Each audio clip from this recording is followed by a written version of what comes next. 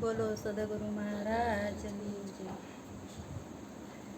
ભેગું કરતા રહેશો તો છેવટે ભાગ જ પડશે, પણ જો યોગ્ય જગ્યાએ આપતા રહેશો તો ભાગ્ય ખુલી જશે.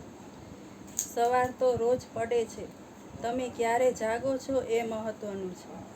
તમે ક્યારે સાચા હતા એ કોઈ યાદ રાખતું નથી, અને તમે ક્યારે ખોટા હતા એ કોઈ ભૂલતું નથી.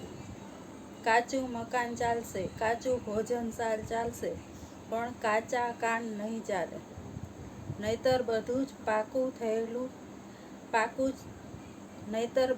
પાકું થયેલું તૂટતા વાર નથી લાગતી. ખાનગી વાતો ખાનગી રાખજો.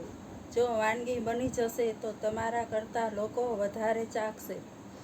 જેવા પણ છો પોતાની રીતે જીવો. બીજાની કોપી કરવા જશો તો પોતાનું અસ્તિત્વ ખોઈ બેસશો.